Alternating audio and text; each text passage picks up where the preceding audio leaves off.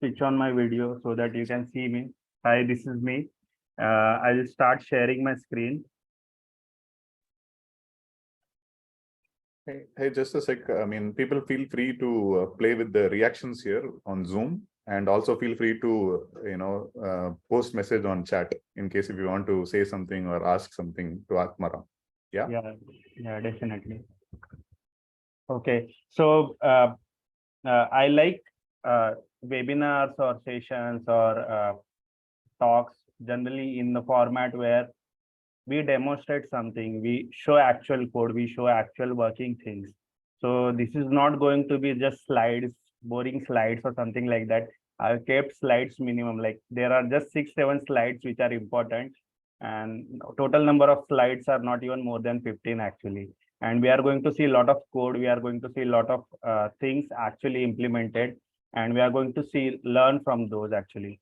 So as we know, said in, first, I will introduce myself, as Karthika has already introduced a lot of things about me. I am working in testing domain since more than last 16 years, folks. I have been hands-on. I like working for testing.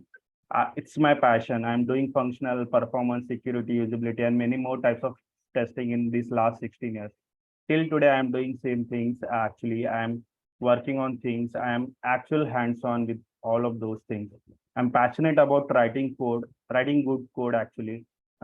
I like to contribute to open source. I'm maintaining an open source tool called as Core, which is being used by some of my past organizations. It is again testing purpose tool. I'm working as a test manager in Sedin. These are my Twitter handles, ATMNK, and these are my LinkedIn handle. I keep sharing, I keep posting things about testing on those Twitter and LinkedIn handles. So if you see this talk interesting enough, and if you want to see similar content from me, please subscribe to me on Twitter and LinkedIn. So many things about me. Just jump into the today's topic. So today we are going to talk about test data strategy for automation. I would like to ask a question to folks over here. How many of you have wrote some part or started with automation framework? You can raise your hands.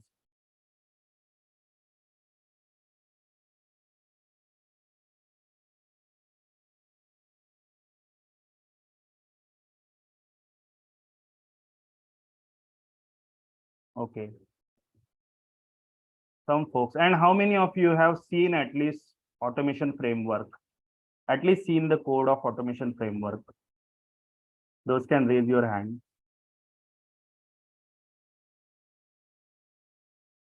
Cool. Many folks have seen automation code. Many folks have actually wrote some part of automation code. And today we are going to talk about automation only, test automation, but this is a subtopic of test automation, which is a test data. We often write automation framework with various components like reporting and all, but we forget about test data, and that is topic of interest for today. And I'm going to walk you through the agenda of this session. We are going to talk about various test data strategies like gold copy state strategy, common state strategy, atomic state strategy. We are going to talk about various layers of implementation of these strategies like DB layer, API layer, UI layer. And we are going to see actual demo, actual code where these strategies are implemented in your favorite or most popular framework like TestNG, JUnit, Jest, or Mocha. So that is going to be agenda. This is going to be a very short webinar. If time permits, we will keep the discussion open for other things as well. But this is shortly going to be the agenda of this webinar. So when we talk about various test data strategies, when we talk about automation, we generally miss test data creation and test data manipulation part in automation to be in a good shape.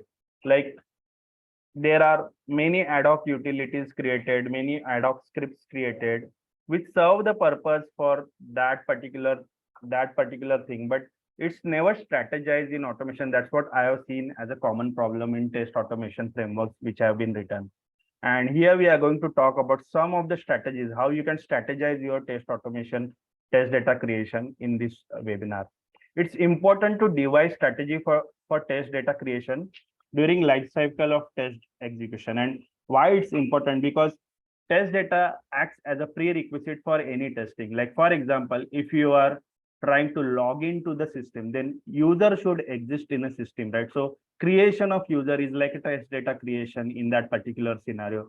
So it's important that how you create that user. And once you have done execution of your test, you might also need to delete that user so that next time when you run same script again, your user creation with same details should work, right? So creation of data and deletion of data is part of test data strategy actually. And it's important to devise this strategy. A well-defined test data strategy goes hand in hand with framework strategy and building blocks of automation framework. So we talked about automation framework, right? Like how we write automation framework. We keep various blocks in automation frameworks like reporting block, page object models, resource object models, utility classes and all. But a test data also becomes a part of this automation framework. Test data creation activities, test data deletion activities. A well-defined framework has a well-defined test data strategy as well in automation framework. And when where do we need a test data creation? We need a test data creation and deletion for test during various stages of test execution. Means like when we are just starting the execution, or when the entire run is being started, at the very beginning of execution and end of execution, we want certain test data to be created. For example, if we are testing e-commerce site like Amazon, then if we are testing this site, there should exist number of products in this site, right? So creation of products, creation of vendors could be a one-time activity for the entire life cycle of test execution. Once those are created and once those are deleted, our test execution can run smoothly. So this is like a one-time global activity that we want to run at the beginning of test execution or at the end of test execution. Then we want to create test data before group of certain tests. For example, we just talked about creation of user. Now once this user is created, we can use same user for checking whether login is working. We can use same user for buying the product. We can use same user for adding products to the cart, right? So this same user created can be useful for group of test cases, for the group of test actually. So we want to create this user before the group of test. So this is like a before group of test. Also we might want to create some test data, and we might want to create some test data for a specific test as well. For example, a user is created, but we want to see what happens when we delete a review about product. Now to delete a review, we need a review to be existent into the system. So before we test this deletion of review functionality, we want a review to be created, right? So this is like a one-time activity for that specific test that we want to create. Now let's talk about various test data strategies on these lines. Gold copy state. It's a fancy name, gold copy state. But as the name indicates, it's the desired state of system at very beginning. So we just talked about we want to create test data at very beginning of the test execution. So that very beginning state of the system, we can call it as a gold copy state. We want to achieve that gold copy state. And gold copy means state which is replicable and repeatable. Repeatable means like for first execution run, the state can be achieved, replicated and repeated. For next execution run also, we can achieve same state. And this gold copy state acts as the very beginning state for entire execution run of the automation. So this gold copy state strategy, this strategy can be used to do initial setup and final tear down of data required by all automation tests. Like all the tests will depend on the data created by this gold copy state and data deleted by the gold copy state. The state can be achieved by various means actually. Various means like we can achieve the state using database activities, using API activities or UI activities. So what do you mean by database activity, API activity or UI activity? For example, you want certain products to be present into the e-commerce shop application, right? So that can be achieved by directly restoring a database which already has a products available in a data. So we can directly restore a database backup which has this data. that is called as a DB, test data strategy, gold copy strategy implemented on a DB layer. Or it can be done by backup restore, or it can be done using SQL scripts as well. Like we can run certain SQL script, insert, update, delete script, which can do the initialization of gold copy for your application. Various test data management frameworks provide various hook and test execution lifecycle to implement this. We are going to see this in the demo. When I am going to demo you various test execution frameworks, we will see how this gold copy state strategy can be achieved using the features provided by test management tool. So this is a gold copy state strategy. Now we are going to talk about common state strategy. Now, what does it means by common state? We will need test data creation for the group of test cases. So this group of test cases share a common state. So this is called as a common state strategy. As the name indicates, is a desired state of a system for a group of tests. Like group of tests will require a common state. That state can be repeatable and replicable, and it is used for same group. This strategy can be used to do initial setup and final tear down of a data required for a group of test cases. And the state can be achieved again via various means like DB, API, or UI. We will see the implementation layers of test data strategies, common state strategies and all in with a pictorial way. And various test data management frameworks provide various hooks and test execution lifecycle to implement this again. So we are going to see this common state, how to achieve common state using features provided by various test data management libraries.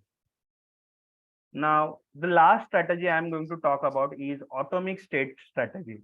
As the name indicates, it's a atomic, means for one particular unit, a desired state of system for one atomic unit of a test. Like one specific test requires a state of a system in a particular state. Atomic state means state which is replicable, repeatable. For that same state, we can repeat this state again and again by the scripts or something like that.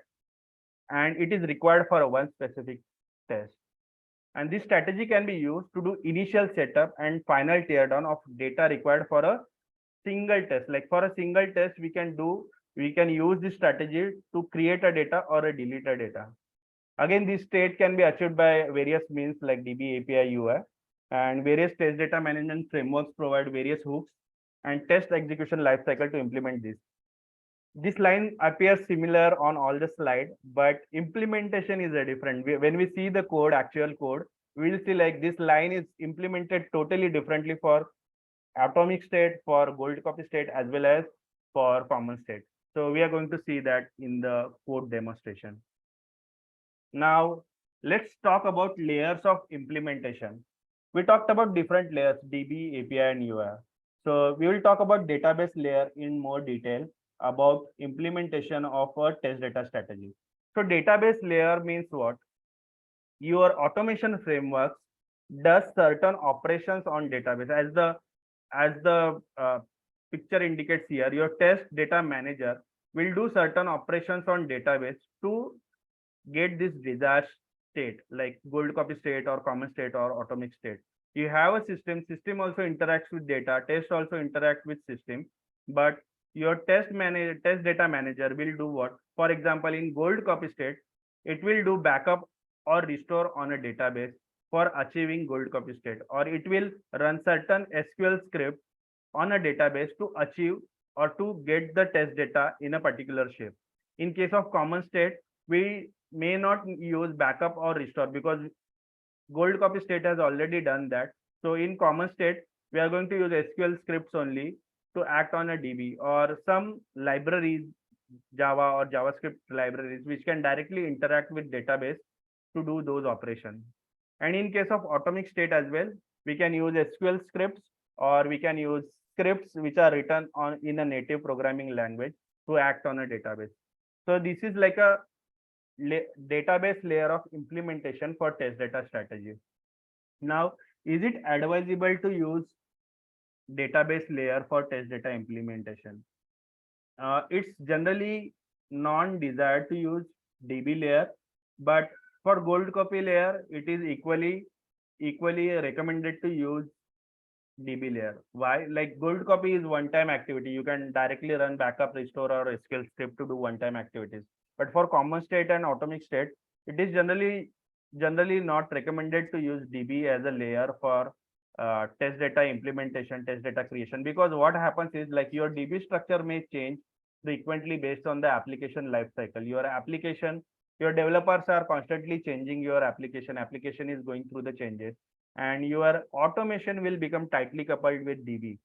As the DB structure changes, you will need to maintain your automation code again and again, update your automation script again and again to change those things. Hence, it is not recommended to use DB layer because it tightly couples your automation with your implementation of application code. So next we are going to see API layer. Now, what does API layer means?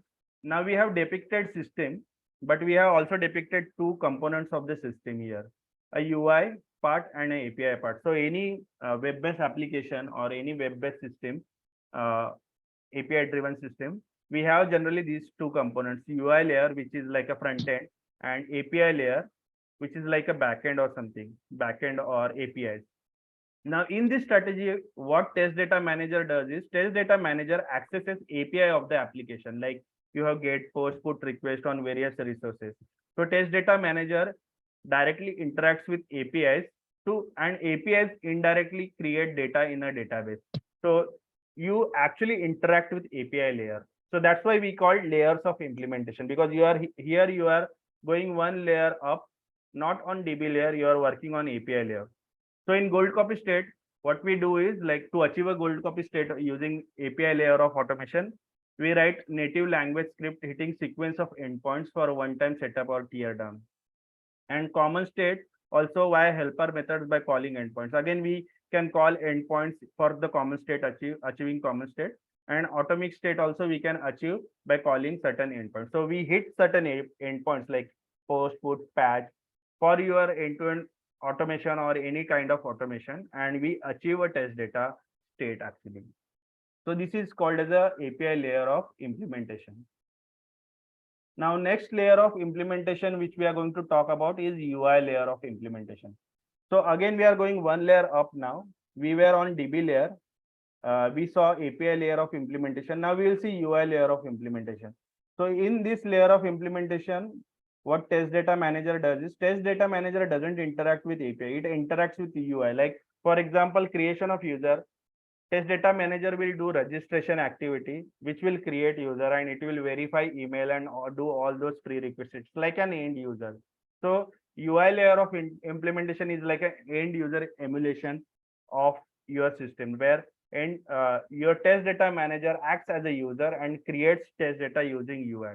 So in this layer, so this layer of implementation for gold copy state again can be achieved by various scripts like we can use Selenium or Playwright or Cypress or any UI automation frameworks for that matter to write script to create this test data driven by UI in same gold copy state as well as common state as well as atomic state. But the implementation will differ for the test data creation. So these were the layers of implementation. We saw DB layer, API layer, and UI layer. Do you have any doubts so far on this? Because we are going to jump into the demonstration now and see how this actually works. Anybody has any doubt can raise their hand.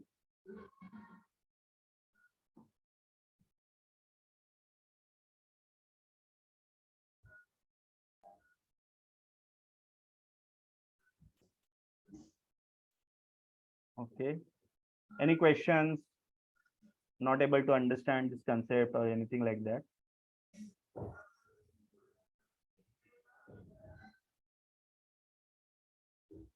No comments from the side, so you should assume Yeah. people either it's two ways, people completely understood or completely not understood. Good. We'll see while we'll walk you through the code. We'll talk about the code. So without any further delay, I'm going into the demonstration of the code.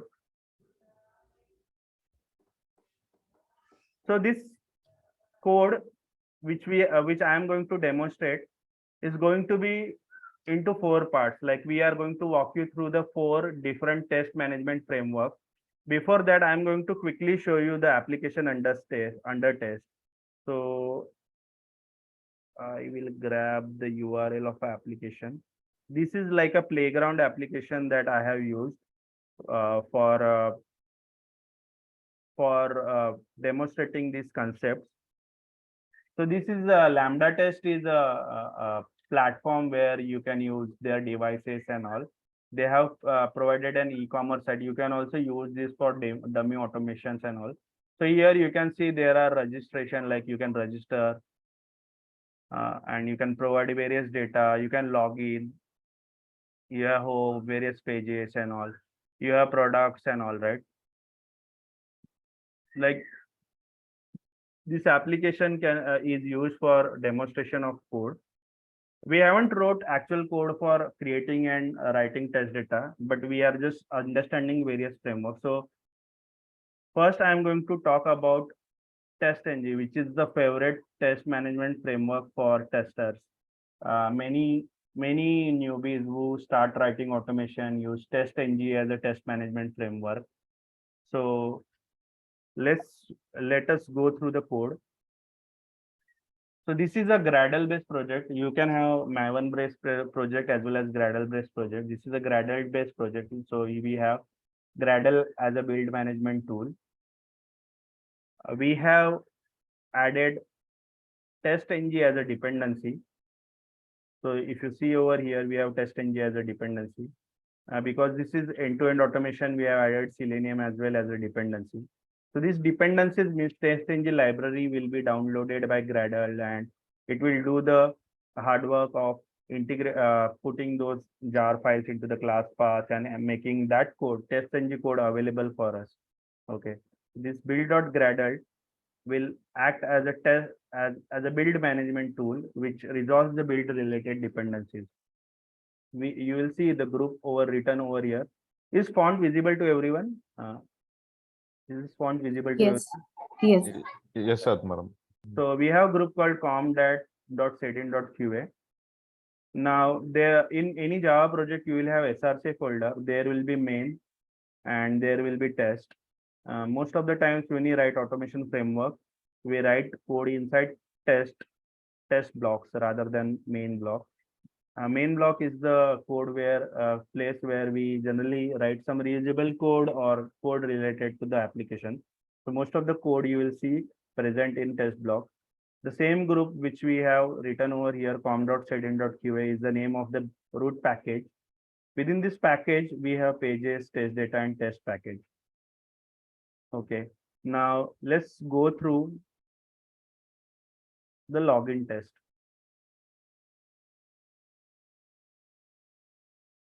Now, if you see this login test, like I want to check if login is working or not.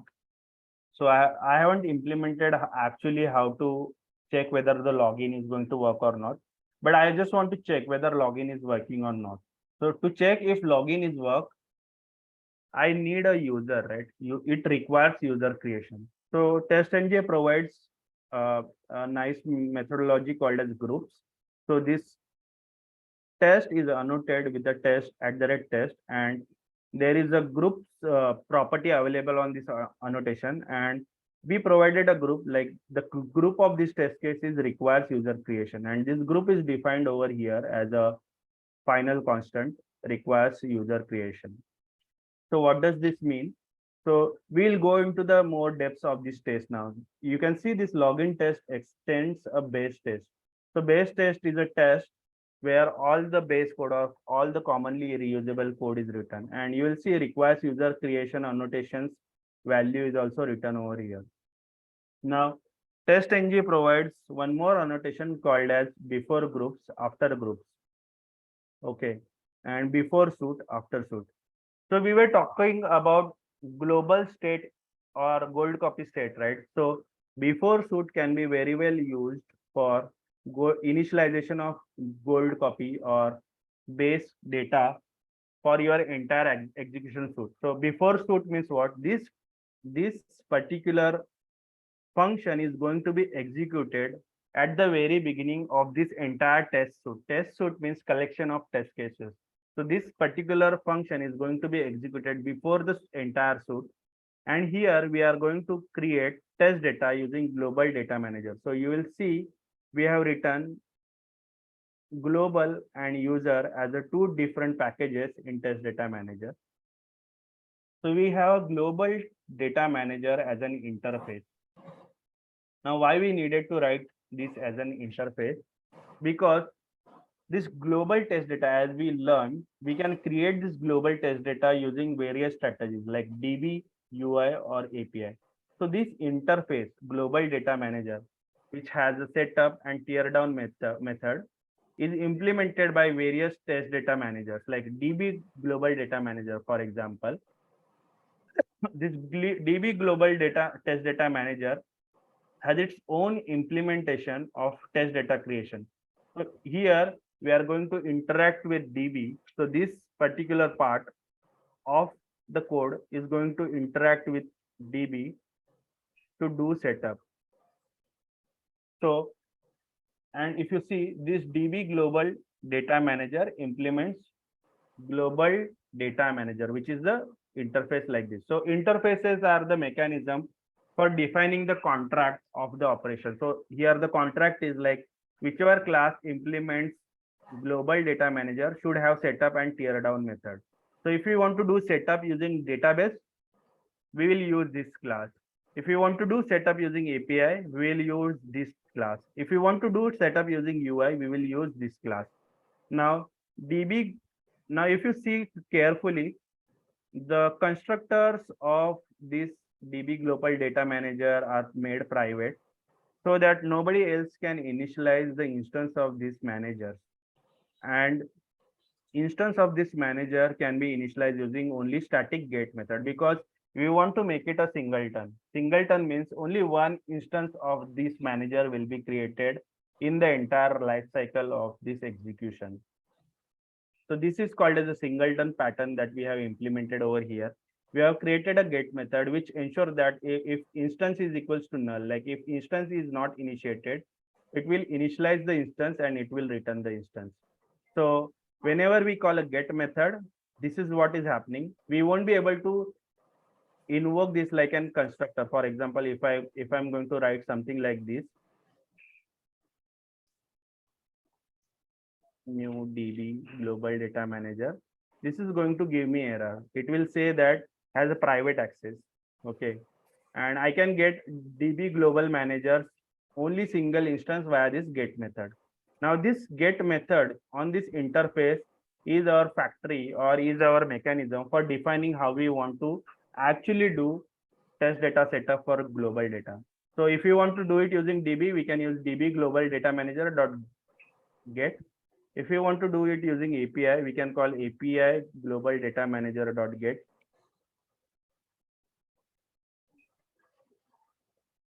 I think the get implementation is not written over here.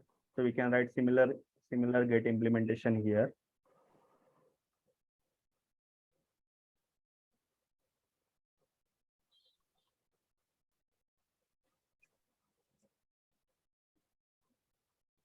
So if you want to do it using get, we can use DB we can use API global data manager like the way we want. So here in this particular, this is like a controlling method where we define that which strategy we want to use for global data creation. And here in base test in this suit, we are using global data manager dot get dot setup method for before suit. And in after suit again, we are using the global data manager dot get dot tear down. Okay, so I'm going to comment this. I'm going to remove this code. This was just for demonstration purpose. Now, going back to the group of test case, like requires user creation, right? Certain test cases require user creation. Now we will go back to our base test again. Here in this base test, if you see, we have one more method written as before groups requires user creation. What does this does is this annotation is again provided by TestNG.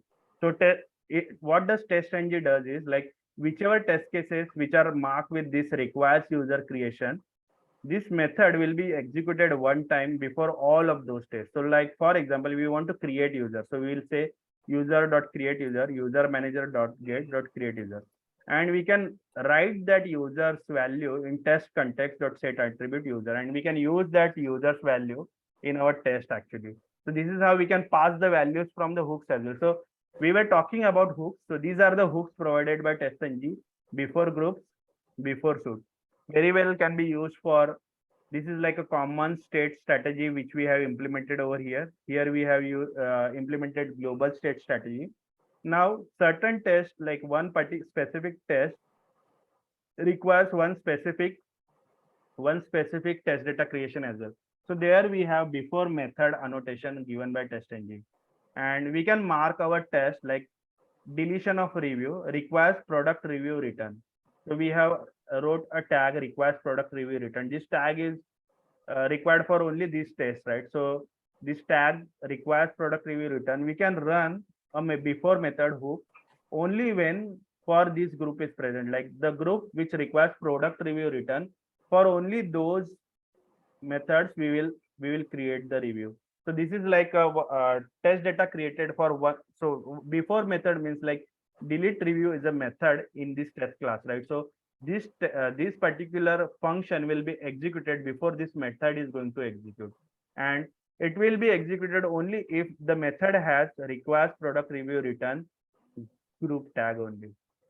So this is like we have implemented atomic state strategy over here. Any doubts on this? So I like TestNG because TestNG provides this ready-made mechanisms like before test, before method, before groups, before suit hooks, where we can implement the strategies we just talked about very well. Any doubts on this? I will run this test so that we will see um, how these executions are happening.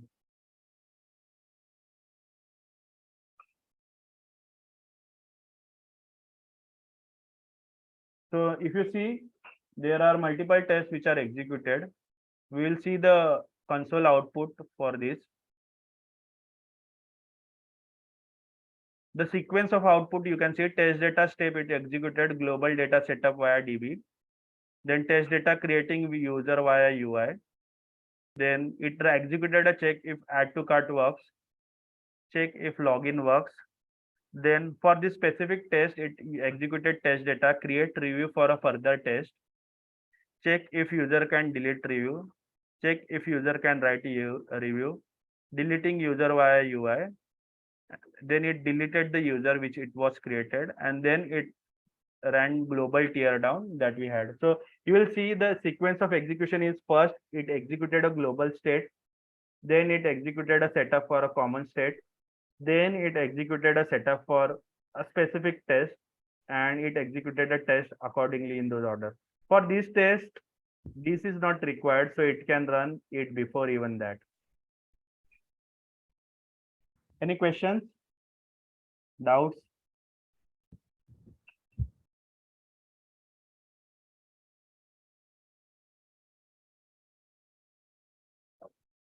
How many of you have used TestNG before? Can raise their hand.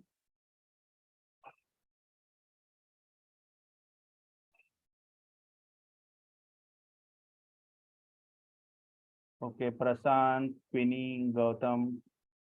So those who use, did you know these annotations like before group, before suits? Which annotations you knew already? You can paste it in chat or you can talk. Yeah, like these annotations will be mostly used for hybrid framework designs. So yeah, it's pretty similar. Cool. So now we are going to talk about JUnit. I'm going to jump to the other project. JUnit has a different mechanism for test data creation and execution. So we are going to see. So test data has same implementation. So we are not going to run those again. Test data managers and all. But in case of test, we have something called as a lifecycle hook in case of JUnit. So this project has a JUnit Jupyter as a dependency and JUnit platform as a dependency. It is not using TestNG, but it is using JUnit. So in case of JUnit, if you want to run something at very beginning of the execution or at the very end of the execution, you can implement launcher session listener. And this listener's launcher session open and launcher session close will be executed at the very beginning or at the very end, respectively. So in case of JUnit, we don't have annotation called as a before suit. In case of JUnit, we don't have annotations like before suit, before method, before group. So here we need to implement it differently. That's why I wanted to show you JUnit code as well. So you will see that in JUnit we created a launcher session listener. This is a lifecycle hook we created, and for this to work, we need to create this file meta inf.service, this file, and we need to register this setup teardown listener over here. This is the only change, and other changes are like for all the common state and atomic state. Unlike TestNG where we have before suit and all, we have over here before all, which could be static method. So you will see these are static method like setup user, create user. And in JUnit we have something called as a nested annotation. So nested annotation means what? Like this class has a subclass which also has test. This nested annotation can be useful to group the test, similar test as well. So for example, so this user test requires user's creation, right? So we have static user over here, and this user can be used by all the tests. But if you see product review test has a nested annotation, and here we can create review before all. So in case of JUnit, we use nested annotation properly to group our activities. I will run this as well.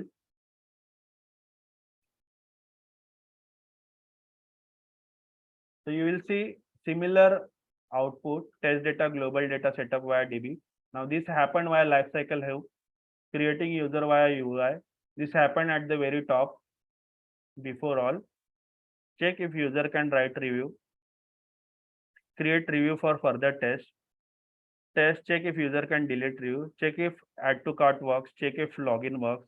This all requires creating user, right? So that's why it executed within these blocks, test data, creating user, and test data, deleting user. So in case of JUnit, only difference is we use nested annotations and we don't use all those hooks just like TestNG provides. So all these hooks which we just saw in previous project, right? Like before method and all, if you see, those are written in TestNG, org.testng.annotations package. Okay. In case of JUnit, all these hooks are written in JUnit package, org.junit.jupyter package. So in case of JUnit, implementation will differ, and that's why the motto of this presentation was to demonstrate how we can implement this strategy in these different frameworks. Now we talked a lot about Java. Now let's go into the TypeScript JavaScript. So I'm going to open Visual Studio Code, and we are going to see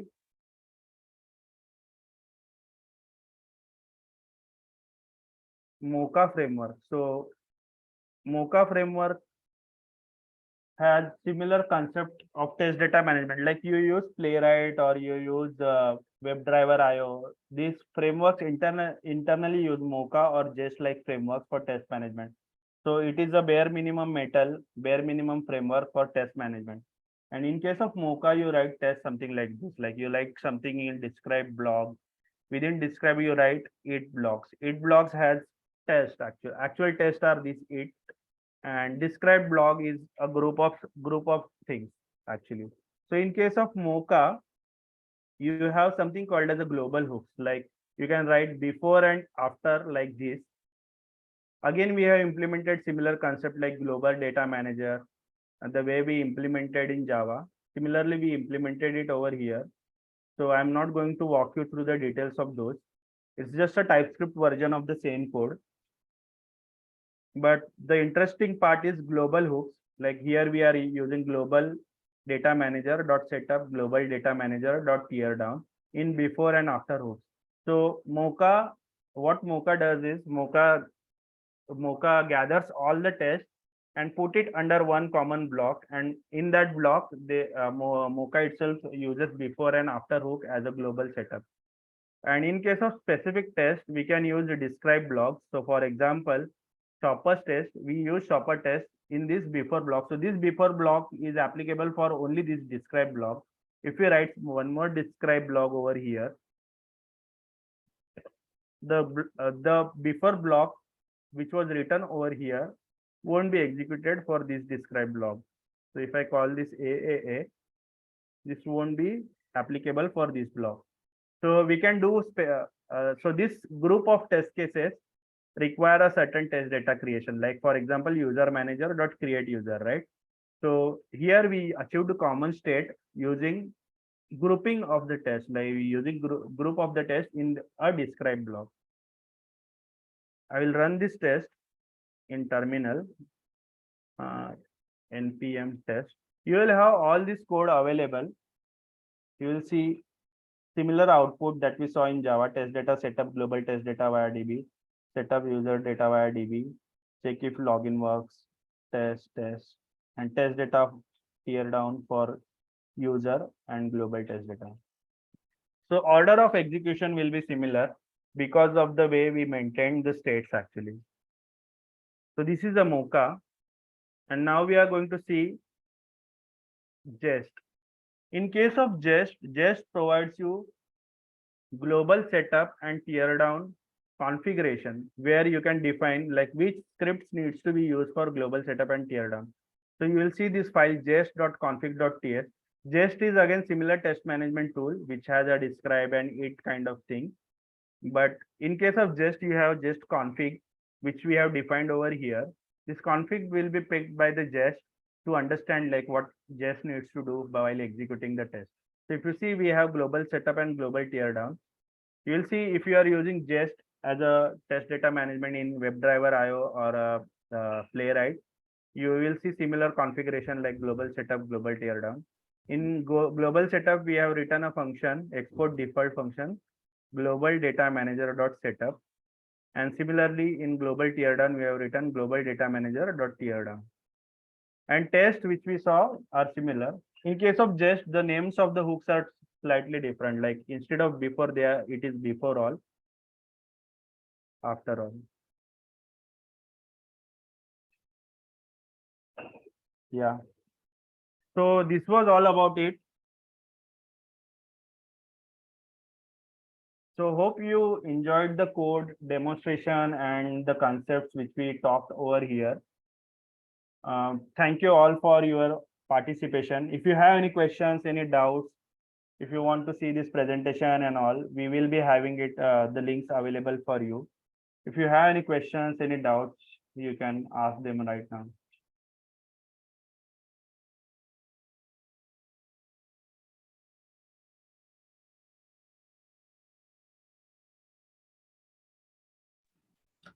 Hey, Prashant here.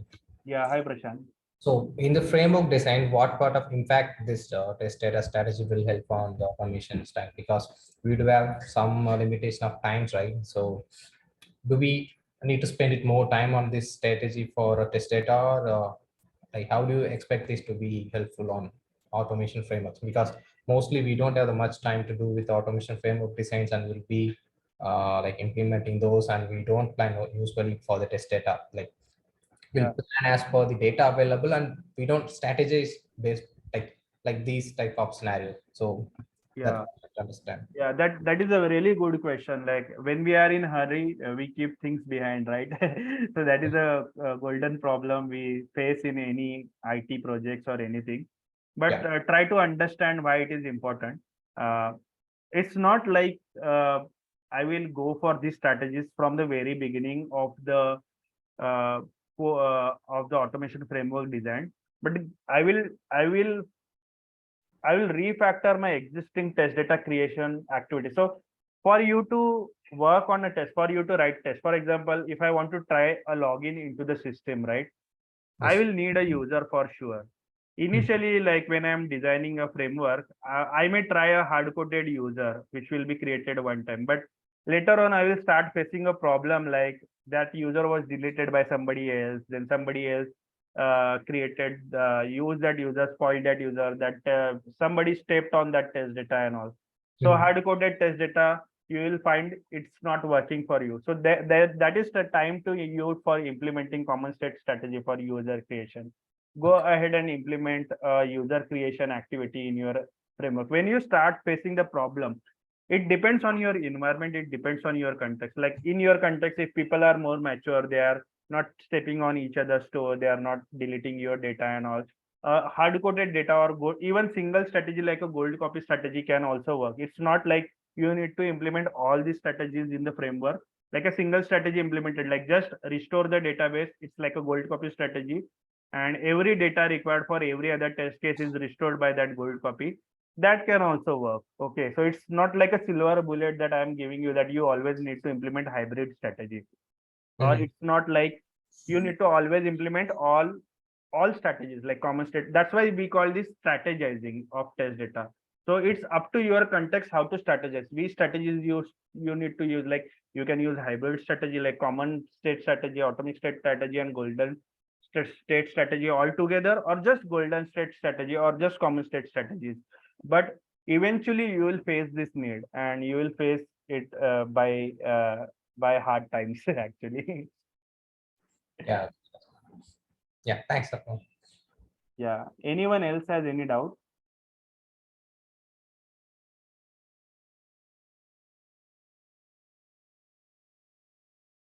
Maybe you can ask a few questions, Atmano. Yeah. How many of you over here are from Java background? Understand Java?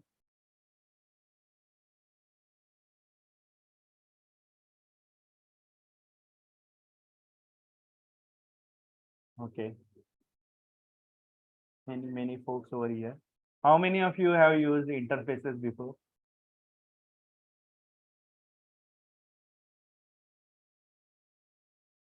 Okay. So we just saw a very good use case of interface just now when we demonstrated how to implement like a same layer. Like if you see in this code, the test never deals with in this code, for example, the test never deals with whether it is working with the DB data manager or which data test manager, right? If you see before method where just I will go into the base test. If you see over here, we are nowhere dealing with DB. The test is not test interest is where not where the data manager is implemented. Test just wants data manager, and if you see here, nowhere there is a dependency of DB manager or something like that. So if we have created, like if we directly implement, if we have directly had something like new DB global data manager, our test would have been dependent on DB, right? So we removed that coupling. We added that coupling in different package called as the test data. We delegated that responsibility to this get method. This get method will decide which manager to be used, and you can very well configure it as well. You can provide it based on environment as well. So this is very you can I will give you the GitHub repositories in chat itself.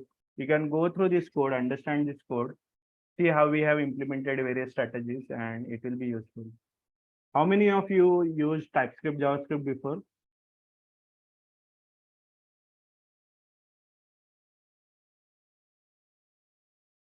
Okay. So in case of TypeScript code, again, we did a similar thing. TypeScripts also provide you interfaces.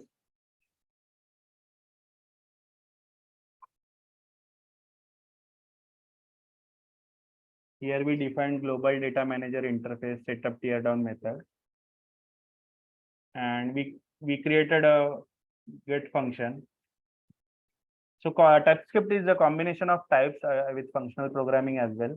So we use functions like a procedure type of functions as well as classes and typical types over here. So we used interface, we implemented those interfaces using various managers like this, and we maintained single responsibility principle over here, like DB manager, DB global manager. So responsibility is just to deal with DB. Similarly, UI global data manager's responsibility is just to use UI. So go through this code as well. Understand this code. Okay, folks, if you have any other doubts, you can directly ping me. I am available on our settings Slack as well. Hope you enjoyed the session. Hope it was thoughtful for you. We will see more such things coming up in upcoming things. Over to you, Kartika.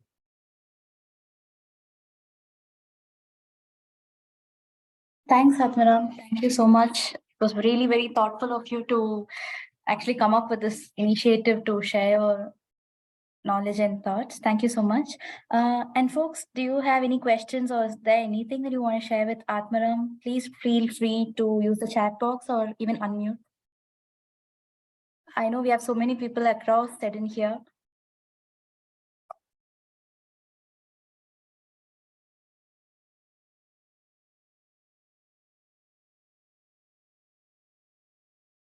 Okay. Yeah, I think, this is good, right? So, Yes. okay, folks. Yeah, Yes. thank you. Thank you. Thank you, Atmaram, and thank you others for joining this. Yeah. Thanks again, everyone, for joining this. Bye. Yeah, we'll catch up in another webinar soon. See you. Take care. Thanks, everyone. Thanks, Thanks, Atmaram. Atmaram. Thanks, Atmaram.